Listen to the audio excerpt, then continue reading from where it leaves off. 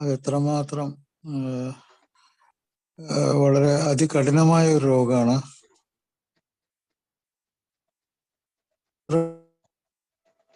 നമ്മുടെ ശരീരത്തെ അത് വളരെ വിശാലമായ രീതിയിൽ അത് സ്വാധീനിക്കുന്നു. ഈ രണ്ട് കാര്യങ്ങളാണ് ഞാൻ ഇന്നത്തെ ടോപ്പിക്കിൽ പറയുന്നത്. ഈ രണ്ട് വാക്കും ഉപയോഗിച്ചത് നമ്മുടെ ഈ ആൽക്കഹോളിക്സ് അനോണിമസ് എൻ്റെ സ്ഥാപകനായിട്ടുള്ള ബിൽ വിൽസൺ, ഡോക്ടർ ബോബ്, ഇവരുടെയൊക്കെ ആ കാലഘട്ടത്തില് ഡോക്ടർ ബിൽ വിൽസനെ ചികിത്സിച്ചിരുന്ന ഡോക്ടറാണ് വില്യം ഡങ്കൻ സിൽക്ക്വർത്ത് എന്ന അപാരമായിട്ടുള്ള അറിവുണ്ടായിരുന്ന ആൽക്കഹോളിസത്തിനെ ട്രീറ്റ്മെന്റ് ചെയ്തിരുന്ന അമേരിക്കയിൽ തന്നെ ഏറ്റവും വലിയ ഒരു ഡോക്ടറായിരുന്നു അദ്ദേഹം. ഏകദേശം ഒരു 40,000 രോഗികളെ അദ്ദേഹം ചികിത്സിച്ചിട്ടുണ്ടെന്നാണ് കണക്ക് പറയുന്നത്. ഒരു പക്ഷേ ഈ പ്രോഗ്രാമിന്റെ തന്നെ സ്ഥാപകനായിട്ട് ആദ്യം ബിൽ വിൽസൺ കണ്ടുവച്ചിരുന്നത് ഡോക്ടർ ബോബ് ആകുമായിരുന്നു.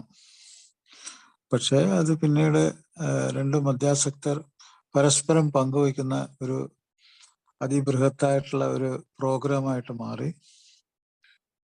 അപ്പൊ അദ്ദേഹത്തിന്റെ വാക്കുകളാണ് the depth and extent of alcoholism. ഈ ഡെപ്ത് എന്നുകൊണ്ട് നമ്മൾ ഉദ്ദേശിക്കുന്നത് അതികഠിനമായിട്ടുള്ള ഒരു രോഗം, അതികഠിനമായ രോഗം, പുറത്തു കടക്കാൻ അത്രമാത്രം ബുദ്ധിമുട്ടുള്ള ഒരു രോഗം, രോഗിക്ക് സ്വയം മനസ്സിലാക്കാനുള്ള കഴിവ് നഷ്ടപ്പെടുന്ന ഒരു തടസ്സമുണ്ടാക്കുന്ന രോഗം. അപ്പൊ അതിന്റെ ആഴം അതാണ്, അതിന് പുറത്തു കിടക്കാനുള്ള ബുദ്ധിമുട്ട്. എക്സ്റ്റെന്റ് എന്ന് പറഞ്ഞാൽ അതിന്റെ വ്യാപ്തി, ആ വ്യാപ്തി അത് നമ്മുടെ ജീവനും നമ്മുടെ ജീവിതത്തെയും എല്ലാവിധ അവയവങ്ങളെയും അത് പെട്ടെന്നും അത് തുടർന്ന് പോകുന്ന സമയത്തും ബാധിക്കുന്ന രോഗം. അത് കൂടെ ജീവിക്കുന്ന ആളുകളെയും ബാധിക്കുന്ന രോഗം, അത് ജോലിയെ ബാധിക്കുന്ന രോഗം. അങ്ങനെ അതിന്റെ വിശാലമായിട്ടുള്ള ഒരു കാഴ്ചപ്പാട് എക്സ്റ്റെന്റ്. ഈ രണ്ട് തരത്തിൽ ഞാനിപ്പോ ഈ വാക്കുകൾ ഒന്നും കൂടി ഞാൻ പറയുകയാണ്. ഡെപ്ത്, ഈ രോഗത്തിന്റെ ആഴം എന്ന് പറഞ്ഞാൽ രോഗത്തിന്റെ കാഠിന്യം തന്നെയാണ്. അതിൽ നിന്ന് പുറത്തു കിടക്കാനുള്ള ബുദ്ധിമുട്ട്, രോഗിയെ സംബന്ധിച്ചിടത്തോളം അതിൽ നിന്ന് സ്വയം മനസ്സിലാക്കി തൻ്റെ തന്നെ ഉള്ളിലുള്ള ബ്ലോക്കിനെ ഒഴിവാക്കാനുള്ള ബുദ്ധിമുട്ട്. എക്സ്റ്റെന്റ് എന്ന് പറഞ്ഞു കഴിഞ്ഞാൽ വ്യാപ്തി പരന്നു കിടക്കുവാണ്. ഒരു ശരീരം മൊത്തം, ശരീരത്തിലെ എല്ലാ അവയവങ്ങളെയും ബാധിച്ചുകൊണ്ട് അതിങ്ങനെ പരന്നു കിടക്കുവാണ്. അത് പരന്നു കിടക്കുക മാത്രമല്ല, അത് നമ്മൾ ആരോഗ്യത്തിന് എന്തെങ്കിലും ഒരു നിർവചനം ഉണ്ടെങ്കിൽ അതിന്റെ നേരെ ഘടകവിരുദ്ധമാണ്. അപ്പൊ ആ രീതിയിൽ അത് വ്യാപിച്ചു കിടക്കുകയാണ്. അപ്പൊ ആരോഗ്യത്തിന്റെ ഒരു നിർവചനം എന്ന് പറഞ്ഞാൽ ഒരാളുടെ സൗഖ്യം, രോഗമില്ലാത്ത അവസ്ഥയിൽ ഒരാൾ അനുഭവിക്കുന്ന സൗഖ്യത്തിനാണ് നമ്മൾ ആരോഗ്യം എന്ന് പറയുന്നത്. അപ്പൊ ആ സൗഖ്യത്തിന് ഒരു അളവുകോലുണ്ട്. ആ സൗഖ്യത്തിന്റെ അളവുകോല് ശാരീരികവും മാനസികവും വൈകാരികവും സാംസ്കാരികവും അല്ലെങ്കിൽ സാമ്പത്തികവും സാമൂഹ്യവും, ഇതെല്ലാം കൂടി ചേർന്ന ഒരു സൗഖ്യമുള്ള ഒരാൾക്കാണ് നമ്മൾ ആരോഗ്യം ഉണ്ടെന്ന് പറയുന്നത്. മധ്യാസക്ത രോഗത്തെ എടുത്ത് പരിശോധിച്ച് നോക്കുക, ഇതിനെല്ലാത്തിൻ്റെ ഓപ്പോസിറ്റാണ്. ഈ ഞാനീ പറഞ്ഞ എല്ലാ ഘടകങ്ങളുടെയും ഓപ്പോസിറ്റാണ് മധ്യാസക്ത രോഗം. അപ്പൊ അതിന്റെ വ്യാപ്തി നമുക്ക് മനസ്സിലാവും. അപ്പൊ ശരീരം കൊണ്ട് നോക്കുക, മനസ്സിൽ തന്നെ വൈകാരിക അവസ്ഥകൾ നോക്കുക, ഘടകവിരുദ്ധമാണ്. അതുകൂടാതെ സാംസ്കാരികമായിട്ടുള്ള കാര്യങ്ങൾ, സാമൂഹ്യ ബന്ധങ്ങളുള്ള കാര്യങ്ങൾ, അല്ലെങ്കിൽ സാമ്പത്തികമായിട്ടുള്ള കാര്യങ്ങൾ, ഇതൊക്കെ നമ്മുടെ ചുറ്റുപാടുകൾ, ഇതൊക്കെ ഏതെടുത്ത് നോക്കിയാലും അതിലെല്ലാം തകരാറുകളുണ്ട്. അപ്പൊ അതിന്റെ വ്യാപ്തി ഭയങ്കര ഭീകരമായിട്ടുള്ള ഇത് നമ്മൾ പറഞ്ഞു കഴിഞ്ഞാൽ മനസ്സിലാവുള്ളൂ നമുക്ക്. അപ്പൊ അതിന്റെ ഓരോന്നിന്റെയും കാര്യങ്ങള് ഞാൻ പറയാൻ ഉദ്ദേശിക്കുന്നു. ഇതിലിപ്പോ ആൽക്കഹോളിസം എന്ന് പറഞ്ഞാൽ നമ്മൾ മനസ്സിലാക്കേണ്ടത്, ഒന്ന് ബോധം കെട്ട് ലൂസായി പോകാനായിട്ട് കുടിക്കുന്ന മദ്യപാനത്തിന്റെ ഒരു രീതി, ഇൻടോക്സിക്കേറ്റഡ് ഡ്രിങ്കിങ് എന്നൊക്കെ പറയും. മദ്യം കഴിക്കുന്നത് തന്നെ ബോധം കെടാനാണ്, ബോധം കെട്ട് താഴെ വീഴാനാണ്. അതാണ് ഇൻടോക്സിക്കേറ്റഡ് ഡ്രിങ്കിങ് എന്ന് പറയുന്നത്. അത് ചെറിയ അളവിൽ തുടങ്ങി പിന്നെ വലുതായി വലുതായി വലുതായി ആള് ബോധം കെട്ട് താഴെ വീഴുക. അതിലാണ് ആ കുടിക്കുന്ന ആൾക്ക് സംതൃപ്തി. ഇൻടോക്സിക്കേറ്റഡ് ഡ്രിങ്കിങ് അതൊരു രീതിയാണ്. അത് ചിലപ്പോൾ അങ്ങനെയുള്ള മദ്യം ഉപയോഗിക്കുന്ന ആൾക്കാർ ചിലപ്പോൾ മാസത്തിലൊരിക്കലോ അല്ലെങ്കിൽ വർഷത്തിൽ 1-2 പ്രാവശ്യമൊക്കെ ഉപയോഗിക്കുള്ളൂ. ചില ആൾക്കാർ അത് പ്രത്യേക ആഘോഷങ്ങളിലായിരിക്കാം ചിലപ്പോൾ. അതൊരു രീതി. മറ്റൊരു രീതി ബിഞ്ച് ഡ്രിങ്കിങ് എന്ന് പറയും. ബിഞ്ച് ഡ്രിങ്കിങ് എന്ന് പറഞ്ഞാൽ അതും ഒരു തരത്തില് ഓവർലോഡായിട്ടുള്ള മദ്യം ഒരു 3 ദിവസത്തേക്കോ 4 ദിവസത്തേക്കോ ഒരു മാസത്തില് കുറെ ദിവസങ്ങൾ സെലക്ട് ചെയ്ത് ആ ദിവസങ്ങളിലെല്ലാം വലിയ അളവിൽ മദ്യം കഴിക്കുക, അങ്ങനെ എല്ലാത്തിൽ നിന്നും അകന്ന് മദ്യമായിട്ട് ഇങ്ങനെ കൂടുക. ഇങ്ങനെയുള്ള ഒരു രീതിക്കാണ് ബിഞ്ച് ഡ്രിങ്കിങ് എന്ന് പറയുന്നത്. മറ്റൊരു രീതി ആൽക്കഹോൾ അബ്യൂസ് എന്ന് പറയും. അബ്യൂസ്, മദ്യത്തെ ഒരു ദുരുപയോഗം ചെയ്തുകൊണ്ട് മിക്കവാറും എല്ലാ ദിവസവും മദ്യം കഴിക്കും. അത് ജോലിയെ ബാധിക്കുന്നുണ്ടാകും, കുടുംബത്തിലെ ബന്ധങ്ങളെയൊക്കെ ബാധിക്കുന്നുണ്ടാകാം. അതങ്ങനെ അങ്ങനെ പോയിക്കൊണ്ടിരിക്കും. അതാണ് ആൽക്കഹോൾ അബ്യൂസ്. അങ്ങനെ അതിൽ കൂടി മുന്നോട്ട് പോകുന്നൊരു ജീവിതം. 4-മത്തെ മദ്യാസക്ത രോഗത്തിനാണ് മിക്കവാറും പല ആൾക്കാരും എയില് അഭയം തേടുന്നത്, എയെ കണ്ടുപിടിക്കുന്നതും എയിൽ എത്തിച്ചേരുന്നതും ഈ 4-മത്തെ ഞാനിപ്പോ പറയാൻ പോകുന്ന മദ്യാസക്ത രോഗത്തിനാണ്. അതാണ് ആൽക്കഹോൾ ഡിപ്പെൻഡൻസ് എന്ന് പറയും. ക്രോണിക് ആൽക്കഹോളിസം അല്ലെങ്കിൽ ആൽക്കഹോൾ ഡിപ്പെൻഡൻസ്, തുടർ മദ്യപാന രോഗം.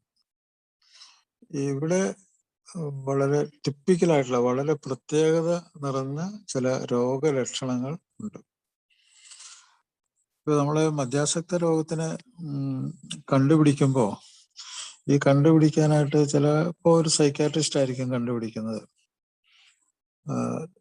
അപ്പൊ അതില് പ്രധാനപ്പെട്ട 2 പുസ്തകങ്ങളുണ്ട്. ആ 2 പുസ്തകങ്ങൾ, ഒന്ന് അവിടെ ICD-10 എന്ന് പറയും, international classification of mental and behavioural disorders എന്ന് പറയും. അന്തർദേശീയമായിട്ട് ഉള്ള ഒരു പുസ്തകമാണത്. ഇത് ലോകാരോഗ്യ സംഘടനയുടെ പുസ്തകമാണ്. ICD-10 എന്ന് പറയും, ഇന്റർനാഷണൽ ക്ലാസിഫിക്കേഷൻ ഓഫ് ഡിസീസ്. അതില് മദ്യാസക്ത രോഗത്തെ മറ്റു ലഹരി രോഗങ്ങളെയൊക്കെ ക്ലാസിഫൈ ചെയ്ത് പ്രത്യേക ഒരു ചാർട്ടാക്കി വെച്ചിട്ടുണ്ട്. അതിന്റെ ഒരു നിർവചനമുണ്ട്. ആ നിർവചനം ഒരു രീതി. ഇതുകൂടാതെ അമേരിക്കൻ സൈക്കാട്രിക് അസോസിയേഷൻ രോഗനിർണയം നടത്തുന്ന, അതായത് ഡയഗ്നോസ്റ്റിക് ആൻഡ് സ്റ്റാറ്റിസ്റ്റിക്കൽ മാനുവൽ എന്ന് പറയും, അത് ആ പുസ്തകം DSM എന്ന് പറയും.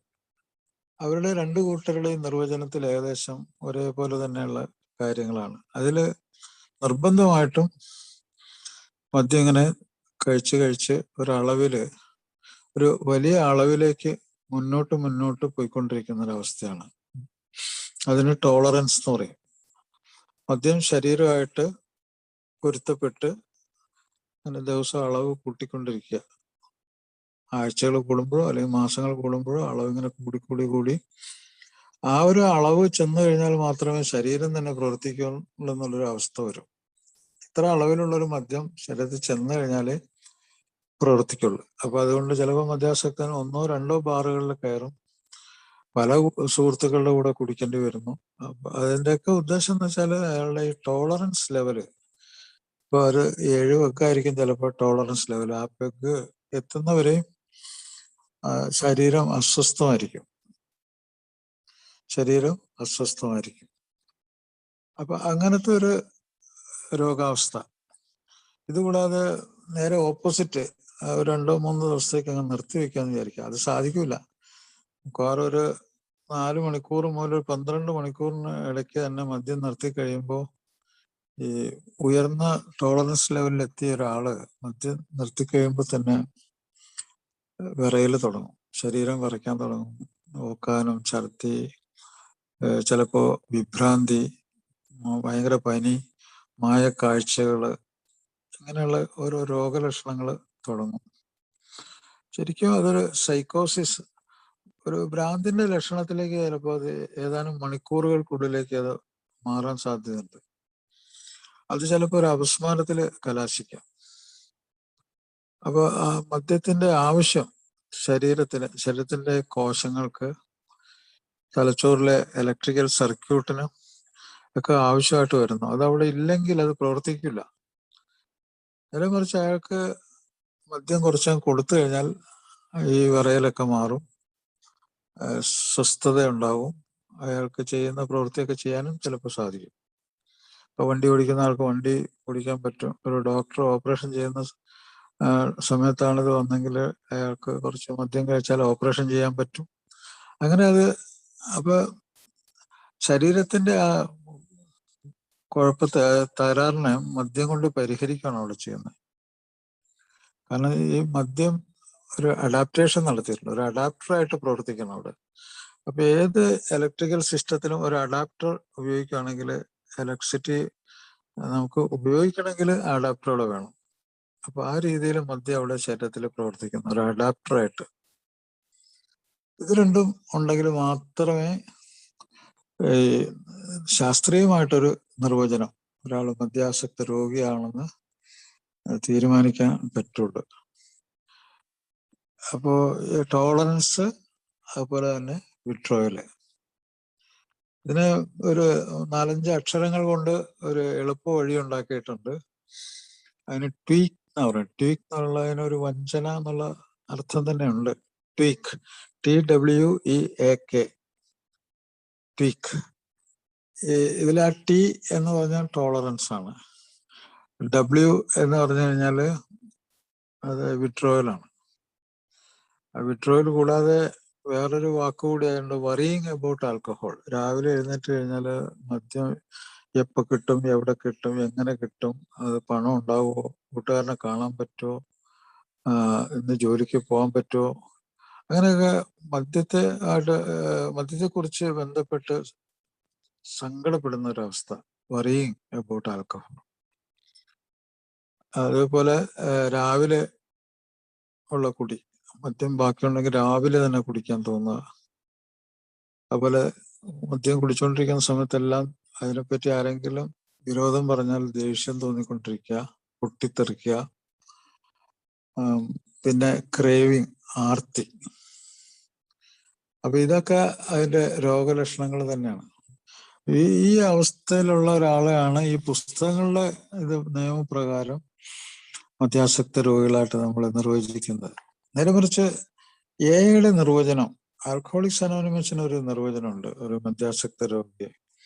അതാകട്ടെ അയാൾ സ്വയം കണ്ടുപിടിക്കുന്നതാണ്. ഒരു പ്രോഗ്രാമിൽ എത്തിയതിനു ശേഷം അതിന്റെ അളവിന്റെ കാര്യത്തിലും അയാളുടെ ജീവിതത്തെ ബാധിച്ച കാര്യത്തിലും അയാൾക്ക് ജോലി നഷ്ടപ്പെടുന്നതും, അല്ലെ കുടുംബമായിട്ട് സത്യസന്ധത പുലർത്താൻ പറ്റാത്ത അവസ്ഥകള്, ജീവിക്കാൻ പറ്റാത്ത അവസ്ഥകള്, ഇതൊക്കെ മനസ്സിലാക്കി അയാളുടെ അനുഭവങ്ങൾ കണക്കിലെടുത്തുകൊണ്ട് അയാൾ തന്നെ സ്വയം കണ്ടുപിടിക്കുന്ന അവസ്ഥയാണ് ആൽക്കഹോളിക്സ് അനോണിമസിൽ. അപ്പൊ 3 തരത്തില് രോഗനിർണയം നടത്താം. ഒന്ന് പറഞ്ഞു, WHO പ്രകാരം, ICD-10 പ്രകാരം, അതുകൂടാതെ അമേരിക്കയിലെ DSM എന്ന് പറഞ്ഞ പുസ്തകത്തിന്റെ പ്രകാരം, എയുടെ നിർവചന പ്രകാരം.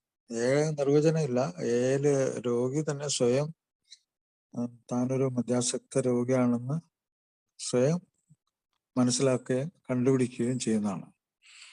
അപ്പൊ അയാൾ അത് വിശ്വസിക്കുകയും സ്വീകരിക്കുകയും ചെയ്യുന്നുണ്ട്. ആ 2 കാര്യങ്ങൾ ഉണ്ടെങ്കിൽ മാത്രമേ എയിൽ തുടർന്ന് പോകാനും പറ്റുള്ളൂ. അതൊരു വിശ്വാസം, അതൊരു സ്വീകാര്യതയായി മാറിക്കഴിഞ്ഞാലാണ് എയിൽ പ്രോഗ്രാമിൽ കൂടി കയറി അയാൾക്ക് രക്ഷപ്പെടാൻ പറ്റുള്ളൂ. ഇനി ഇതിന്റെ വ്യാപ്തിയെ പറ്റി എനിക്ക് പറയാനുള്ളത്, അല്ല ആഴത്തെ പറ്റി പറയാനുള്ളത്, മദ്യാസക്ത രോഗത്തിന്റെ പ്രധാനപ്പെട്ട രോഗലക്ഷണങ്ങൾ കടുത്ത ആർത്തിയാണ്, സിവിയർ ക്രേവിങ്. രണ്ടാമതായിട്ട് അത് ക്രോണിക് ആയിട്ട് മുന്നോട്ട് പുരോഗതിയിൽ മുമ്പോട്ട് പോവുക രോഗം, ദീർഘകാലത്തെ ഒരു രോഗമായിട്ട് മാറാൻ പോകും. പിന്നെ അത് ഉള്ളിന്റെ ഉള്ളിൽ നിന്ന് ഒരു നിർബന്ധം എപ്പോഴും വേണം എന്നുള്ളൊരു തോന്നല് വന്നുകൊണ്ടിരിക്കും. നാലാമത് അതിന്റെ മുകളിലുള്ള കൺട്രോൾ, അത് ഉപയോഗിക്കണോ വേണ്ടയോ എന്നുള്ള കൺട്രോൾ നഷ്ടപ്പെടുന്നു. Use or not to use, അത് അസാധ്യമായിട്ടുള്ള ഒരു പരിപാടിയായി മാറുന്നു, ആ തീരുമാനം എടുക്കല്. പിന്നെ അഥവാ ഇതിന്റെ കോൺസിക്വൻസസ്, ഇതിന്റെ വരും വരായികളൊക്കെ അറിഞ്ഞു കഴിഞ്ഞിട്ടും അതിനെ ഉപയോഗിക്കാം. വരും വരായികൾ മോശമാണെന്ന് തന്നെ മനസ്സിലാക്കിക്കൊണ്ട് വീണ്ടും അത് ഉപയോഗിക്കാം. അങ്ങനത്തെ ഒരു ടെൻഡൻസി. ഇതെല്ലാം അതിന്റെ മദ്യാസക്ത രോഗത്തിന്റെ രോഗലക്ഷണങ്ങളാണ്. ഇപ്പൊ ആസക്തിയെ പറ്റി പറയുകയാണെങ്കിൽ ഓരോ ആൾക്കാർക്കും അവനവന്റെ ആസക്തിയുടെ ആഴം എത്രയാണെന്ന് സ്വയം മനസ്സിലാക്കാൻ പറ്റും. പ്രോഗ്രാമിന്റെ ഒരു മേന്മ അതാണ്. അവിടെ സ്വയം അയാൾക്ക് മനസ്സിലാക്കാൻ പറ്റും താൻ മദ്യാസക്തനാണോ അല്ലയോ എന്നുള്ളത്. ഇപ്പൊ നമ്മുടെ ഈ പ്രോഗ്രാമിൽ വന്ന സുഹൃത്തുക്കളൊക്കെ താനൊരു മദ്യാസക്തനാണെന്ന് അംഗീകരിച്ചു, അത് സ്വീകരിച്ചു. അപ്പൊ അവിടെ അത് ആ രോഗനിർണയം നടത്തി കഴിഞ്ഞു. ഇത് കൂടാതെ മദ്യാസക്ത രോഗത്തിന്റെ ഈ രോഗനിർണയം നടത്തി കഴിഞ്ഞാല് അതിൽ നിന്ന് പുറത്തു കിടക്കണമല്ലോ, ഒരു ചികിത്സയിലൂടെ അത് പുറത്തു കിടക്കും. അപ്പൊ ആ ചികിത്സ എന്താണ്? ചികിത്സ എല്ലാവർക്കും അറിയാവുന്നതാണ്. ഇപ്പൊ മദ്യാസക്ത രോഗത്തിന് വിട്ടു നിൽക്കലാണ് അതിന്റെ ചികിത്സ. അത് ഒറ്റ വാക്കിൽ അത് പറയാം, വിട്ടു നിൽക്കണം. പക്ഷെ നമ്മൾ ഈ പ്രോഗ്രാമില് വേറൊരു സംഗതി കൂടി ഉണ്ട്. ഒരു വിട്ടു കൊടുക്കാനുള്ളൊരു മനസ്സ്, ഒരു സ്വഭാവം കൂടി ഉണ്ടാവണം. വിട്ടു കൊടുക്കാനുള്ള സ്വഭാവം. വിട്ടു നിൽക്കുക എന്ന് പറഞ്ഞാൽ മദ്യത്തിൽ നിന്ന് വിട്ടു നിൽക്കുക, ഒരായുഷ്കാലം തന്നെ വിട്ടു നിന്നാലേ അത് ശരിയായിട്ടുള്ള ചികിത്സയാവുള്ളൂ. വിട്ടു കൊടുക്കുക എന്ന് പറഞ്ഞാല് മദ്യം തലച്ചോറിലുണ്ടാക്കിയ കുഴപ്പങ്ങൾ കൊണ്ടുള്ള സ്വഭാവ രീതി, അതിനനുസരിച്ച് ചില കാര്യങ്ങൾ വിട്ടുകൊടുക്കേണ്ടി വരും. ലെറ്റ് ഗോ, അത് പോട്ടെ എന്നുള്ളൊരു മനോഭാവം, അത് സ്വീകരിക്കാനുള്ളൊരു പ്രാപ്തി ഉണ്ടാവും. ഇത് രണ്ടും ഉണ്ടെങ്കിലേ നമ്മൾ പ്രോഗ്രാമില് ഇവിടെ ഒരു മദ്യാസക്തന് രക്ഷപ്പെടാൻ പറ്റുള്ളൂ. പക്ഷെ ഇത് രണ്ടും ചിലപ്പോ പ്രവർത്തിച്ചെന്ന് വരില്ല, ചിലപ്പോൾ ഒരെണ്ണം പ്രവർത്തിക്കും. വിട്ടു നിൽക്കുന്നുണ്ടായിരിക്കും, പക്ഷെ വിട്ടുകൊടുക്കാനുള്ള ഒരു മനോഭാവം ഒന്നും ഉണ്ടായിട്ട് കാണില്ല. അത് സ്വഭാവത്തില് ആഴത്തില് ബാധിച്ചിട്ടുണ്ടാവും. അപ്പൊ അയാളുടെ ചികിത്സ പൂർത്തിയായിട്ടില്ല. വിട്ടുനിൽക്കലും വിട്ടുകൊടുക്കലും ഒരുമിച്ച് സാധ്യമായി മുന്നോട്ട് പോയി കഴിഞ്ഞാലാണ് പ്രകാരം നമുക്ക് ഒരു സുഖപ്രാപ്തി ഉണ്ടാവുള്ളൂ. പിന്നെ ഇതിന്റെ ആഴം മനസ്സിലാക്കണമെങ്കിൽ ഒരു ഉദാഹരണം ഞാൻ പറയാം. മദ്യം കഴിച്ചിട്ട് അത് വീണ്ടും വീണ്ടും വേണമെന്ന് തോന്നുന്ന ആ അവസ്ഥ, ആ ആർത്തി, അതാകട്ടെ, ഈ ആർത്തി ആകട്ടെ നമ്മളെ ഈ ചുറ്റുപാടുമായിട്ട് വളരെയധികം കണക്റ്റഡ് ആണ്. നമ്മുടെ ബ്രെയിനിന് അങ്ങനെയുള്ളൊരു ഇതുണ്ട്. അത് ഓർമ്മകളിൽ കൂടി ചില വികാരങ്ങളിൽ കൂടി അത് പുറം ലോകമായിട്ടൊരു ബന്ധം ഉണ്ടാക്കിയിട്ടുണ്ട്, ചുറ്റുപാടുമായിട്ട്. അത് സുഹൃത്തുക്കളായിരിക്കാം, ചില സ്ഥലമായിരിക്കാം, ഈവൻ ചില കുപ്പിയോലയായിരിക്കാം, അതിന്റെ ഓർമ്മകളായിരിക്കാം. അതൊക്കെ വളരെ ഇതായിട്ടുള്ള ഒരു കണക്ഷൻ ഉണ്ടാക്കിയിട്ടുണ്ട്. അല്ലെ ഒരു കൂട്ടുകാരൻ്റെ ഒരു ഫോൺ വിളി ആയിരിക്കാം, അതെല്ലാം അയാളെ പിടിച്ചു വലിക്കുന്നുണ്ട്, ഒരു ബലപ്പെടുത്തലുണ്ട്. ആ ബലപ്പെടുത്തൽ മുന്നോട്ട് പോകും. ഇതെല്ലാം ഈ ചരടുകളൊക്കെ അറുത്ത് മുറിച്ച് കളയേണ്ട ഒരു ആവശ്യമുണ്ട്. ഈ ഓർമ്മകൾ, ഇത് ശരിക്കും മറവി ഒരു ചികിത്സയാണ് അവിടെ. ഈ ഓർമ്മപ്പെടുത്തലുകളും ഓർമ്മകളും എല്ലാം, അതിന്റെ ചരടുകളൊക്കെ മുറിച്ചു കളയേണ്ടി വരുന്നുണ്ട്. ഒരു മദ്യാസക്തനായി മാറാൻ തന്നെ ഒരു 40% കാരണം ഒരു അടുത്ത സുഹൃത്താണ്, ഒരു പിയർ ഗ്രൂപ്പ്. തൊട്ടടുത്തൊരു സുഹൃത്തിന് ഒരാളെ മദ്യാസക്തനാക്കാൻ സാധിക്കും. അപ്പൊ അതുകൊണ്ട് ചില ആൾക്കാർ പറയുന്നുണ്ട്, അവനായിരുന്നു എൻ്റെ കാലൻ. മദ്യാസക്തി തന്നിൽ ഉളവാക്കിയ ഒരു സുഹൃത്തിനെ അവസാനം ഒരു കാലനായിട്ട് പറഞ്ഞ ഒരാളെ എനിക്കറിയാം. അവനായിരുന്നു എൻ്റെ കാലൻ. അവൻ എനിക്ക് ഫോൺ ചെയ്യുമ്പോൾ ഞാൻ വേറെ ഏതോ ഒരു ലോകത്താണ്. അപ്പൊ 40% അങ്ങനെ ഒരാള് അടിപ്പെട്ടു പോകുന്നവരാണ്. 50% നമ്മൾ പാരമ്പര്യമാണ്. ഇപ്പൊ പാരമ്പര്യമുള്ള ഒരാള് കുറച്ച് മദ്യം വീതം 2 ആഴ്ച 3 ആഴ്ച കഴിച്ചാൽ മതി, അയാൾക്ക് അത് കഴിക്കണമെന്നുള്ള ആർത്തി വരും. അത് പെട്ടെന്ന് തന്നെ അയാൾ പ്രവർത്തിക്കാൻ തുടങ്ങും, അത് എക്സ്പ്രസ് ചെയ്യാൻ തുടങ്ങും. അപ്പൊ ഈ ജനിതകത്തിന്റെ ഒരു കാര്യം എന്താ വെച്ചാല്, ഈ ഉപയോഗിക്കുന്ന ഈ ലഹരി വസ്തു അല്ലെങ്കിൽ കെമിക്കൽ, ആ കെമിക്കൽ ശരീരത്തിൽ പ്രവർത്തിച്ചു കഴിഞ്ഞാൽ മാത്രമേ അത് രോഗം ഉണ്ടാവും. അപ്പോൾ എനിക്കൊരു പാരമ്പര്യം ഉണ്ടെങ്കിലും ഞാനത് ഉപയോഗിച്ചില്ലെങ്കിൽ അത് പ്രകടിതമാവില്ല, എക്സ്പ്രസ് ചെയ്യൂല, എൻ്റെ ശരീരത്തിൽ അത് എക്സ്പ്രസ് ചെയ്യാനുള്ള അവസരം കിട്ടൂല. നമ്മള് ജോസഫ് മാഷ് പറയുന്ന പോലെ ലോട്ടറി ടിക്കറ്റ് എടുത്തു കഴിഞ്ഞാൽ മാത്രമേ ലോട്ടറി അടിക്കുള്ളൂ എന്ന് പറയുന്ന പോലെ ഇവിടെ മദ്യം കഴിച്ചു കഴിഞ്ഞാൽ മാത്രമേ അയാളിന് രോഗം വരുള്ളൂ. അപ്പോൾ ഈ ഒരു അറിവ് വളരെ ഫലപ്രദമാണ്. ഇപ്പൊ ഒരാൾക്ക് പാരമ്പര്യമുണ്ട്, സ്ട്രോങ് ആയിട്ട് പാരമ്പര്യമുണ്ട്. അപ്പൊ അയാൾ മദ്യം കഴിച്ചില്ല എന്ന് വിചാരിച്ചു കഴിഞ്ഞാല് അയാളുടെ രോഗം വരുന്നില്ല. ഇത് മദ്യത്തിന് മാത്രമല്ല, മറ്റു പല പാരമ്പര്യ രോഗങ്ങൾക്കും, ഇപ്പൊ ഉദാഹരണത്തിന് പ്രമേഹ രോഗം അല്ലെങ്കിൽ രക്തസമ്മർദ്ദ രോഗം അല്ലെങ്കിൽ ചിലതരം ക്യാൻസറുകൾ, ഇതൊക്കെ ശരീരത്തില് പ്രകടിതമാവണമെങ്കിൽ അതിനുള്ള അനുകൂല സാഹചര്യങ്ങൾ വേണം. ഇപ്പൊ പാരമ്പര്യമായിട്ട് പ്രമേഹ രോഗമുള്ള ആള്, അപ്പൊ മകൻ വിചാരിക്കുകയാണ് അച്ഛന് പ്രമേഹ രോഗമുണ്ട്, അതുകൊണ്ട് എനിക്ക് ഗ്ലൂക്കോസിന്റെ ലെവല് കൺട്രോൾ ചെയ്യണം, എൻ്റെ ശരീരത്തിലേക്ക് പോകുന്ന ഗ്ലൂക്കോസിന്റെ ലെവല് കൺട്രോൾ ചെയ്യണം, ഞാൻ വ്യായാമം ചെയ്യണം എന്നൊക്കെ വിചാരിച്ച് ആ ഗ്ലൂക്കോസിന്റെ ലെവല് കൺട്രോൾ ചെയ്ത് മുന്നോട്ട് പോയി കഴിഞ്ഞാല് വർഷങ്ങളോളം അയാളിൽ ഈ പ്രമേഹ രോഗം പ്രത്യക്ഷപ്പെടാൻ സാധ്യതയില്ല.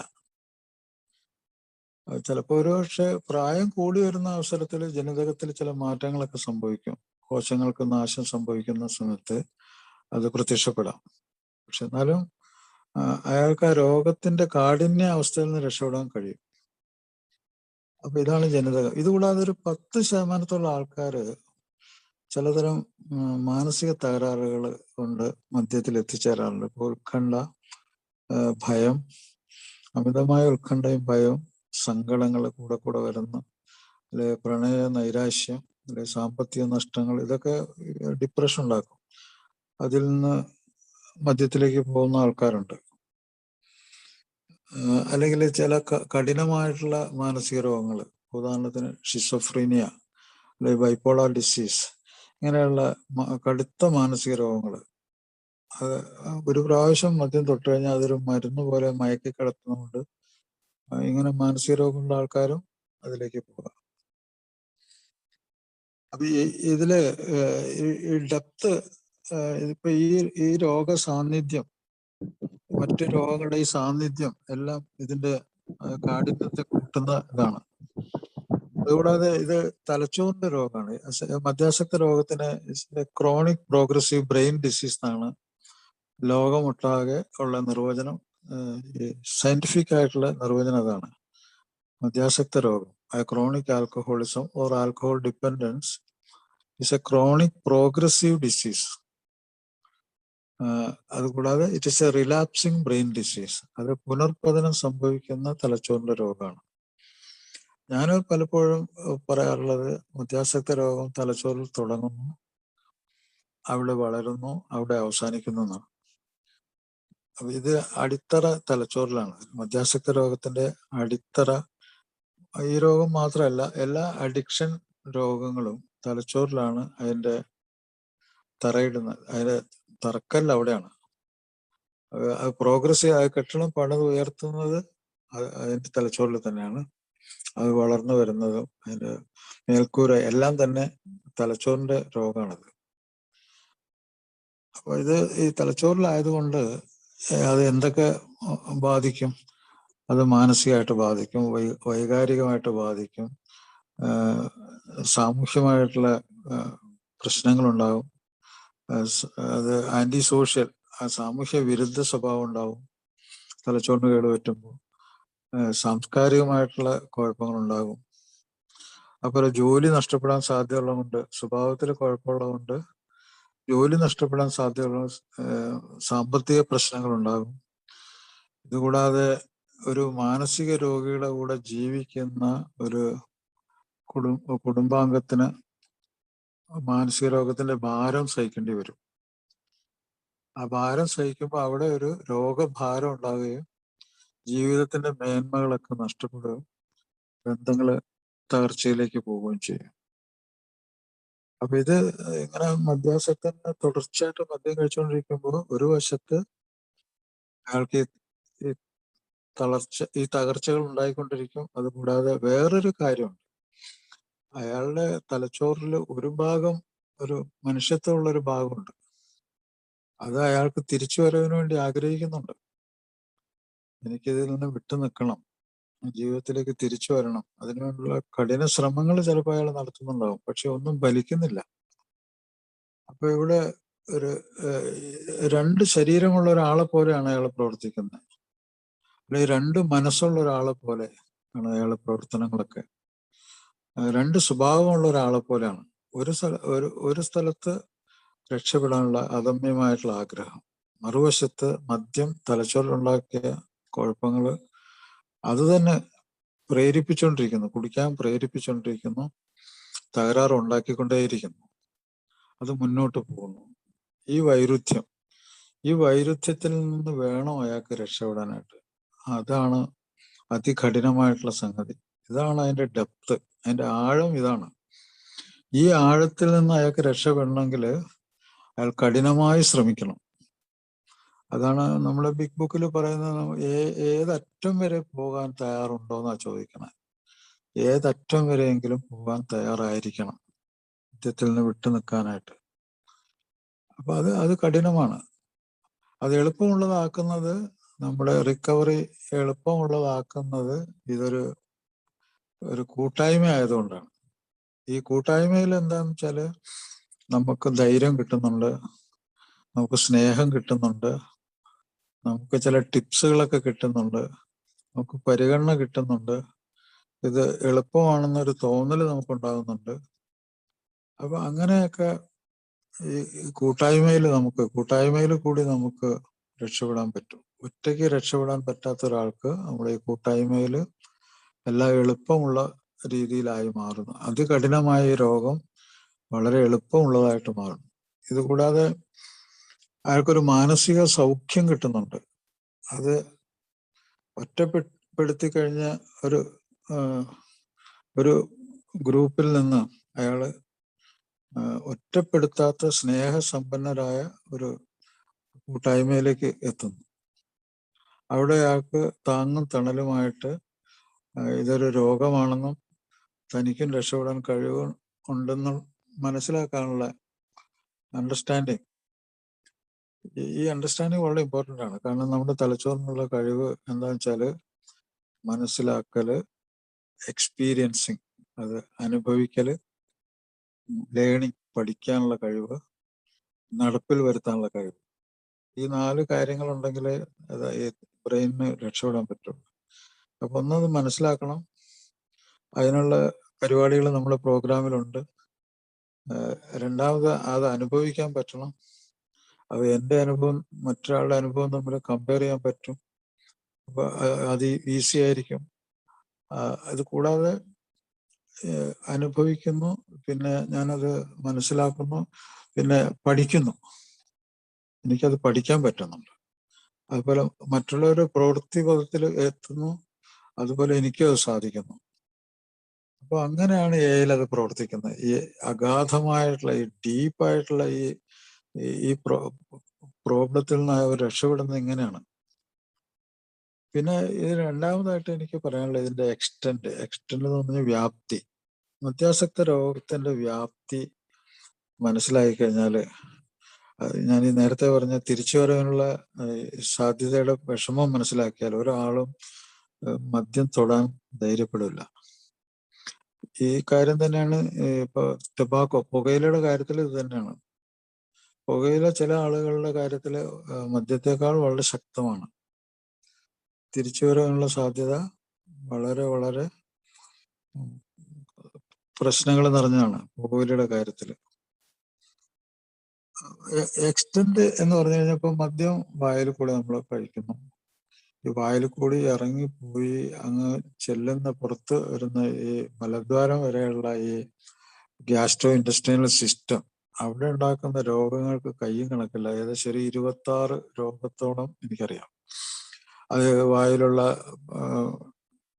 ക്യാൻസർ, അന്നനാളത്തിലുള്ള ക്യാൻസർ, ആമാശയത്തിലുള്ള ക്യാൻസർ, കരളിലുള്ള ക്യാൻസർ, പാൻക്രിയാസിലുള്ള ക്യാൻസർ, കുടലിലുള്ള ക്യാൻസർ, മലദ്വാരത്തിലുള്ള ക്യാൻസർ, അതുപോലെ സ്ത്രീ ആണെങ്കിൽ ബ്രസ്റ്റില് ക്യാൻസർ. ഇതൊക്കെ അങ്ങനെ ഇത്ര തരത്തിലുള്ള ക്യാൻസറുകൾ ഉണ്ടാക്കാനുള്ള കഴിവ് അതിനുണ്ട്. അന്നപഥത്തിൽ ബ്ലീഡിങ് ഉണ്ടാക്കാനുള്ള കഴിവുണ്ട്. പെട്ടെന്ന് തന്നെ മരണം സംഭവിക്കാനുള്ള രോഗങ്ങൾ, അതായത് ഇപ്പൊ ആമാശയത്തിലെ ബ്ലീഡിങ്ങും പെട്ടെന്ന് തന്നെ ആള് മരിച്ചു പോകാൻ സാധ്യതയുള്ളതാണ്. അതുപോലെ കരളില് 5 വർഷം കൊണ്ട് കരളില് കൊഴുപ്പടിഞ്ഞു കൂടുന്നു, 5 വർഷം കൊണ്ട് കട്ടിയായി കല്ല് പോലെ ആകുന്നു, അടുത്ത 5 വർഷത്തിനുള്ളിൽ ആള് മരിക്കുന്നു.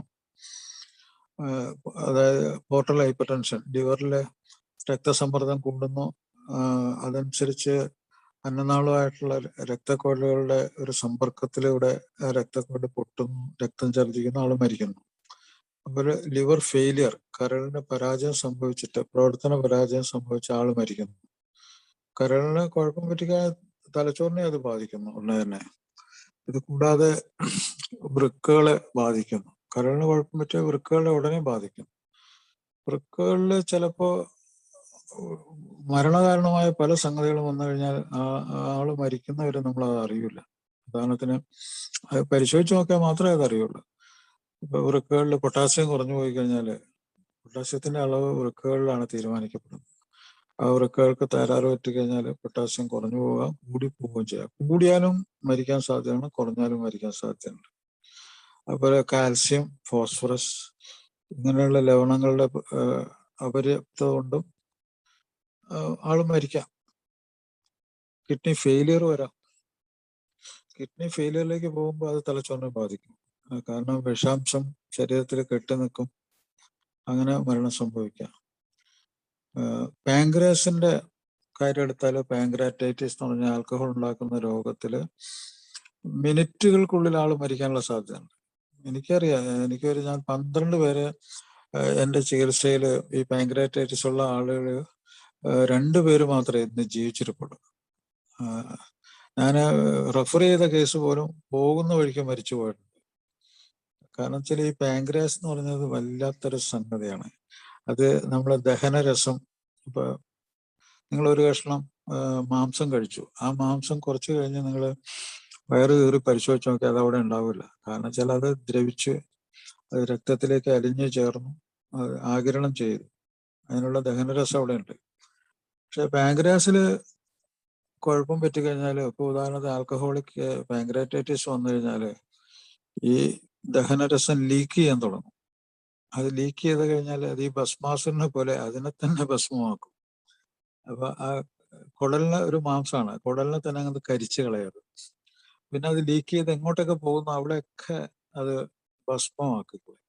ഉദാഹരണത്തിന് ശ്വാസകോശത്തിലേക്ക് പോകാതെ, കിഡ്നിയുടെ പരിസരത്തേക്ക് പോകാതെ അതികഠിനമായ വേദനയിൽ ആള് പെട്ടെന്ന് തന്നെ മരിക്കും. അതാണ് പാൻക്രിയാറ്റൈറ്റിസ്, ആൽക്കഹോളിക് പാൻക്രിയാറ്റൈറ്റിസ്. കൂടാതെ ഇപ്പോൾ ചെറുകുടലില് ഭക്ഷണം ആഗിരണം ചെയ്യുന്ന സ്ഥലമാണ്.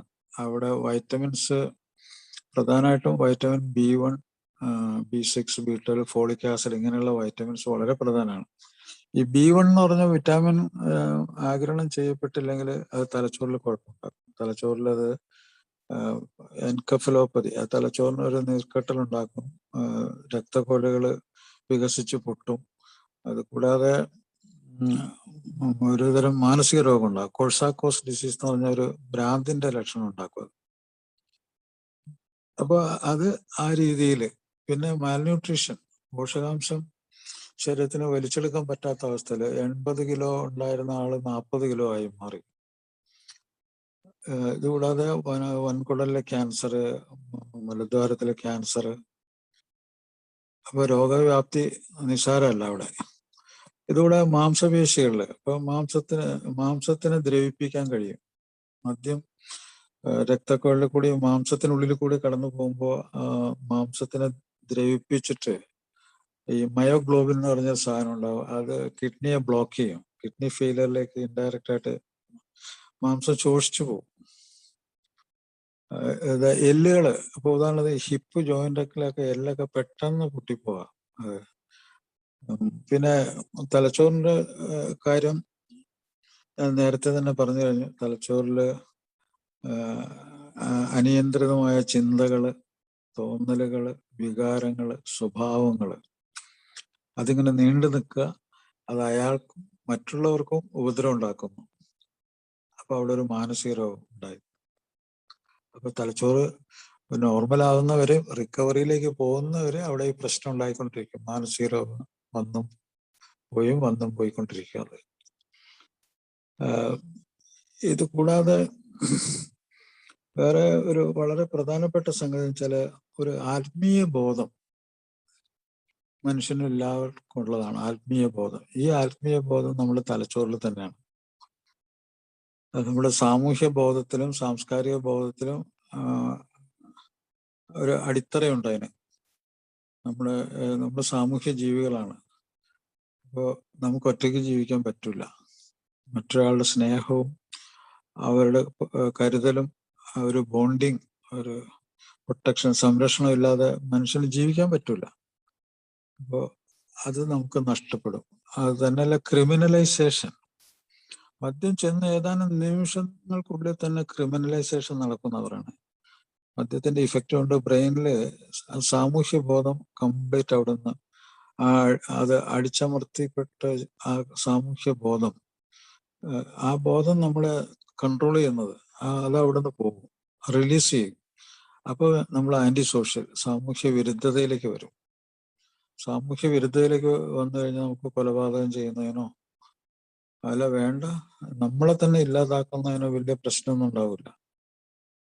അപ്പൊ അത് അങ്ങനത്തെ ഒരവസ്ഥ. ഇത് കൂടാതെ ഞരമ്പുകളെ ബാധിക്കുന്നു. ഉദാഹരണത്തിന് കാലിലൊക്കെ കുറെ നാള് മദ്യം കഴിച്ച ഒരാൾ കാലില് ചെരുപ്പ് സ്വയം ഊരിപ്പോവും, നടക്കാൻ പറ്റാതെ വരും, കാല് മണ്ണിൽ അമർത്തി പിടിക്കാൻ പറ്റൂല, സെൻസേഷൻ അവിടെ ചെല്ലുന്നില്ല, അങ്ങനെ ഞരമ്പുകൾക്ക് തകരാറ് പറ്റുന്നു. അതുപോലെ ലൈംഗികമായിട്ടുള്ള തകരാറുകൾ വരുന്നു. ലൈംഗികമായിട്ട് ഉദാഹരണ ശക്തി നഷ്ടപ്പെടുന്നു. ഇൻഫെർട്ടിലിറ്റി, ഈ ഉദാഹരണത്തിന് പുരുഷ ബീജത്തിന്റെ ചലനം നഷ്ടപ്പെടുന്നു, അതിന്റെ നാശം സംഭവിക്കുന്നു, കുട്ടികൾ ഉണ്ടാകാതിരിക്കുന്നു. ഒരു സ്ത്രീ ആണെങ്കിൽ ഇപ്പൊ മദ്യം കഴിച്ചുകൊണ്ടിരിക്കുകയാണെങ്കിൽ ഗർഭധാരണത്തിന്റെ അവസ്ഥയിൽ ആ ഭ്രൂണത്തിന്റെ തലച്ചോറിൽ കൂടി മദ്യം കടന്നു പോകും. അത് ജനിച്ചു കഴിഞ്ഞാല് പൂർണ്ണമായിട്ടും ഒരു മന്ദബുദ്ധി ആയിരിക്കും, ആകൃതി വ്യത്യാസങ്ങൾ ഉണ്ടാവും, 100% ഒരു മന്ദബുദ്ധി ആയിരിക്കും. അപ്പൊ ഒരു സ്ത്രീയുടെ ഗർഭപാത്രത്തിലുള്ള ഒരു ഭ്രൂണത്തിന്റെ തലച്ചോറിൽ കൂടി മദ്യം കടന്നുപോയി കഴിഞ്ഞു. അപ്പൊ ഇത്രയൊക്കെ വ്യാപ്തിയുണ്ട് ഈ രോഗത്തിന്. ഇത് കൂടാതെ മദ്യാസക്ത രോഗം ഉണ്ടാക്കുന്ന ദേഷ്യത്തിന് പോലും ഭയങ്കര ഭീകരതയുണ്ട്. ആ ദേഷ്യം തന്നെ 4-5 തരത്തിലുള്ള ദേഷ്യങ്ങളുണ്ട്. ആവർത്തന സ്വഭാവമുള്ള ദേഷ്യങ്ങൾ ഉണ്ട്, ശത്രുതാ മനോഭാവത്തോടെ കൊല്ലാൻ തുടങ്ങുന്ന ദേഷ്യമുണ്ട്, അവനവനോട് തന്നെ ദേഷ്യം ഉണ്ടായിട്ട് ഭക്ഷണം ഒന്നും കഴിക്കാതെ ഒരു മൂലയ്ക്ക് ചുരുങ്ങി അങ്ങനെ ഇരിക്കുന്ന ദേഷ്യമുണ്ട്. പലതരത്തിലുള്ള ദേഷ്യങ്ങൾ. ഇതിലൊക്കെ ആവർത്തന സ്വഭാവമാണോ അതുകൂടാതെ കെയർലെസ് ആയിട്ടുള്ള ദേഷ്യം, അത് ആരും കേട്ട് കാണില്ല. കെയർലെസ്, മറ്റുള്ള ആളുകളോടുള്ള ദേഷ്യം കൊണ്ട് കെയർലെസ് ആയിരിക്കാം. ഒരു വണ്ടി ഓടിക്കാന്ന് വിചാരിച്ചോട്ടെ, കെയർലെസ് ആയിട്ട് വണ്ടി ഓടിക്കുക. നിങ്ങൾ ആരെങ്കിലും കണ്ടു കാണും, മദ്യപാനിയോട് കയർത്ത് സംസാരിച്ചുകൊണ്ട് ആ മദ്യപാനി ഓടിക്കുന്ന വണ്ടിയിൽ നിങ്ങൾ പോയിട്ടുണ്ടെങ്കിൽ നിങ്ങൾക്ക് മനസ്സിലാവും കെയർലെസ് ആയിട്ടുള്ള ദേഷ്യത്തിന്റെ വിവരങ്ങളൊക്കെ. ഇത് കൂടാതെ ഞാൻ നേരത്തെ പറഞ്ഞ രോഗഭാരം ചുമക്കുന്ന കുടുംബാംഗങ്ങൾ, അവരുടെ എണ്ണം വളരെ കൂടുതലാണ്. ഇപ്പൊ ഭാര്യയുടെ ബന്ധത്തിലുള്ളവര്, സഹോദരന്റെ ബന്ധത്തിലുള്ളവര്, അവരുടെയൊക്കെ എണ്ണം എടുത്തു കഴിഞ്ഞാൽ അവർക്കൊക്കെ മാനസികമായിട്ടുള്ള ഒരു രോഗഭാരം, അതിന്റെ അനുഭവം അവർക്കുണ്ടാവും. അപ്പൊ ഒരു മദ്യാസക്തന് ഒരു 15 മുതൽ 25 പേര് ഈ രോഗഭാരം കൊണ്ട് സ്വാധീനിക്കുന്നവരാണ്. അപ്പൊ എങ്ങനെ നോക്കിയാൽ ഈ എക്സ്റ്റന്റ്, ഇപ്പൊ ആക്സിഡന്റ് ഉണ്ടാകുന്നത് എത്രയോ പേരെ ബാധിക്കുന്നു. അപ്പൊ ഇതിന്റെ വ്യാപ്തി ഭയങ്കരമാണ്. അപ്പൊ ഞാൻ മനസ്സിലാക്കുന്ന, നിങ്ങളിതിൽ ഈ രോഗത്തിന്റെ ആഴവും വ്യാപ്തിയും ഞാൻ ഈ പറഞ്ഞ കാര്യങ്ങളിൽ കൂടെ മനസ്സിലായി കാണുമെന്ന് വിചാരിക്കുന്നു. പിന്നെ ചികിത്സയുടെ കാര്യം തന്നെ എടുക്കാം. 16 ഡി അഡിക്ഷൻ സെന്ററുകൾ, 12 ഡി അഡിക്ഷൻ സെന്ററിലൊക്കെ കിടന്നിട്ടും രക്ഷപ്പെടാത്ത ആളുകൾ എനിക്കറിയാം. അപ്പൊ അവരുടെയൊക്കെ തലച്ചോറ് അത്രമാത്രം ഡാമേജിലാണ്. പുനർപതനം കൂടെ റിലാപ്സ് നിയന്ത്രിക്കാൻ പറ്റിയിട്ടില്ല. ഈ റിലാപ്സിൽ നിന്ന് രക്ഷപ്പെടണമെങ്കിൽ ഈ വടംവലിയുടെ ഭാഗത്ത് നമ്മൾ സ്വന്തക്കാരുടെ കൂടെ നിൽക്കണം. ഇപ്പൊ ഏലും ഒന്ന് രക്ഷപ്പെടാനുള്ള ആള് സ്വന്തം ബന്ധുക്കളുടെയും സുഹൃത്തുക്കളുടെയും അയാളെ ചികിത്സിക്കുന്ന ഡോക്ടറെയും ഒക്കെ കൂടെ ആ വടംവലിയിൽ നിൽക്കണം. എന്നാലും അയാൾ ശക്തനാണ്. ചിലപ്പോൾ വടം വലിച്ച് ഇവരെയൊക്കെ വലിച്ച് അപ്പുറത്താക്കി അയാൾ ജയിക്കും. അയാൾ മുന്നോട്ട് പോകും. റിലാപ്സിൽ കൂടി അയാൾ മുന്നോട്ട് പോകും. അപ്പൊ അവിടെ പരാജയം സംഭവിക്കുന്നു. അപ്പൊ അത് ഈ മോട്ടിവേഷൻ, ഈ ഒരു പ്രചോദനം കിട്ടണമെങ്കിൽ ഈ പ്രോഗ്രാമിൽ വന്നിട്ട് കാര്യങ്ങൾ വ്യക്തമായിട്ട് ശാസ്ത്രീയമായിട്ട് തന്നെ മനസ്സിലാക്കുകയും, അതുപോലെ തന്നെ തൻ്റെ ആത്മീയതയും തൻ്റെ തകർച്ചയും എത്രമാത്രം നടന്നിട്ടുണ്ടെന്നുള്ള ഒരു തിരിച്ചറിവ്, അതിൽ കൂടി മാത്രമേ അയാൾ രക്ഷപ്പെടാൻ സാധ്യതയുള്ളൂ. അതുകൊണ്ടാണ് ഈ പ്രോഗ്രാം തുടങ്ങിയ കാലത്ത് ഡോക്ടർ കാൾ യുങ്ങിന്റെ അടുത്ത് ചെന്ന രോഗി, അമേരിക്കക്കാരൻ, വലിയ പണം ഒക്കെ ഉള്ള ഒരു രോഗി അവിടെ ചെന്നു. അപ്പോ ആദ്യത്തെ പ്രാവശ്യം അയാൾ പോയപ്പോ അയാൾ റിലാപ്സിൽ നിന്നൊക്കെ അകന്ന് നിന്നു. രണ്ടാമത്തെ പ്രാവശ്യം പോയപ്പോ അയാൾ റിലാപ്സിലായിരുന്നു. അപ്പോ കാൾയുങ് പറഞ്ഞ്, നിങ്ങളുടെ കാര്യത്തിൽ ഇത് നടക്കുമെന്ന് എനിക്ക് തോന്നുന്നില്ല. ചില ആളുകളുടെ മനസ്സിൽ ഒരു ആത്മീയ ബോധം ഉണ്ടാക്കി അത് അവരുടെ മനസ്സിന്റെ അഗാധതയിലേക്ക് തള്ളിവിടാൻ ഞാൻ ശ്രമിക്കാറുണ്ട്. അങ്ങനെയുള്ള കുറച്ച് ആളുകൾ രക്ഷപ്പെട്ടിട്ടുണ്ട്. അതാണ് എനിക്കറിയാവുന്നത്. പക്ഷെ നിങ്ങളുടെ കാര്യത്തിൽ അത് നടപ്പിലാകുമെന്ന് എനിക്ക് തോന്നുന്നില്ല എന്ന് പറഞ്ഞു. അപ്പോൾ അയാള് തിരിച്ചൊരു ചോദ്യം ചോദിച്ചു, സാർ എനിക്ക് ദൈവവിശ്വാസം ഉണ്ട് എന്ന് പറഞ്ഞു. അപ്പൊ കാൾയുങ് കൊടുത്ത മറുപടി വളരെ വളരെ വളരെ ശ്രദ്ധിക്കപ്പെടേണ്ടതാണ്. അദ്ദേഹം പറഞ്ഞു, ഇത് ഒരു സാധാരണ ആത്മീയത കൊണ്ടോ മതവിശ്വാസം കൊണ്ടോ ഒന്നും സാധിക്കില്ല മോനെ. ഇത് നിന്റെ മുട്ടിൽ നിന്ന് നീ എവിടെയെങ്കിലും ഒരു ദൈവം ഉണ്ടെങ്കിൽ ആ ദൈവത്തോട് നീ പ്രാർത്ഥിക്കുക. നിന്റെ ഈ ദയനീയ അവസ്ഥകളൊക്കെ മുന്നിൽ വെച്ചുകൊണ്ട് അത് സമർപ്പിച്ചുകൊണ്ട് എവിടെയെങ്കിലും ഒരു ദൈവം ഉണ്ടെങ്കിൽ നീ വിളിച്ച് കേഴുക, രക്ഷപ്പെടാനുള്ള ഒരു മാർഗത്തിന് വേണ്ടി കേഴുക. അങ്ങനെയുള്ള ഒരു വിനയവും ഒരു സ്വീകാര്യതയും ഒരു വിശ്വാസം ഉണ്ടെങ്കിൽ മാത്രമേ നിനക്ക് രക്ഷപ്പെടാൻ പറ്റൂ. അത് മാത്രമേ സാധിക്കുള്ളൂ എന്ന് പറഞ്ഞു. അപ്പൊ രോഗത്തിന്റെ അഗാധമായിട്ടുള്ള അവസ്ഥ എന്താന്ന് എല്ലാവർക്കും മനസ്സിലാവുമെന്ന് എനിക്ക് തോന്നുന്നു. ഇത് കൂടാതെ വേറൊരു രീതിയിലും ചികിത്സയുടെ കാര്യത്തിൽ പോലും വേറൊരു കാര്യം കൂടി എനിക്ക് പറയാനുണ്ട്. ഒന്ന്, ഈ മദ്യാസക്ത രോഗത്തിന് ചികിത്സിച്ച് വളരെയധികം പരാജയപ്പെട്ട രോഗികള്, ആ രോഗികളെ ചികിത്സിച്ച ഒരു ഡോക്ടർ, ഒരു ന്യൂറോ സർജൻ ഉണ്ട്. അദ്ദേഹം എന്നെ ഒരിക്കൽ വിളിച്ചിരുന്നു.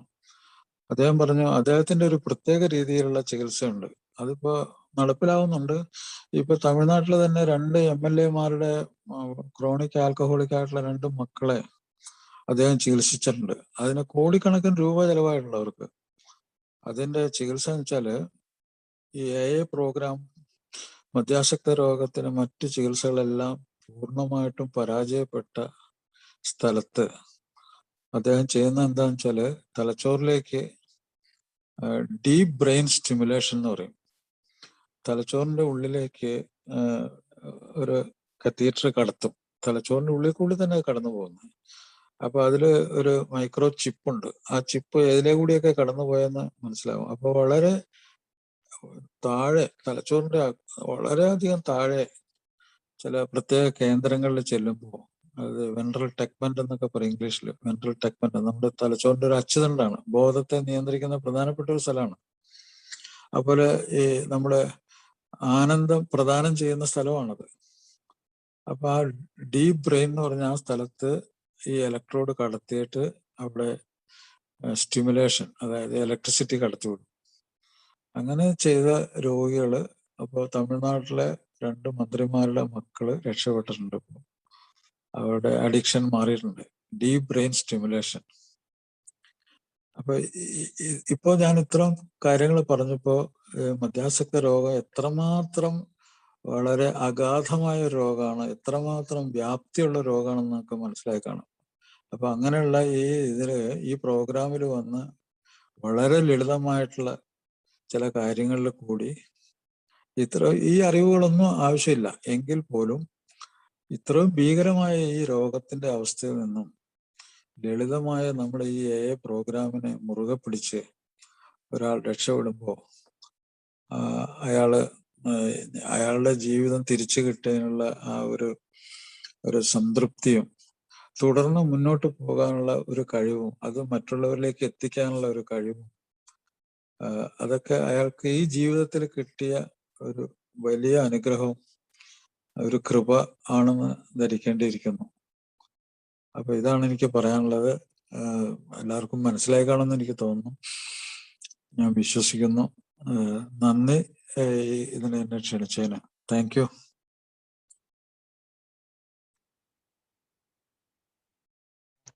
Thank you.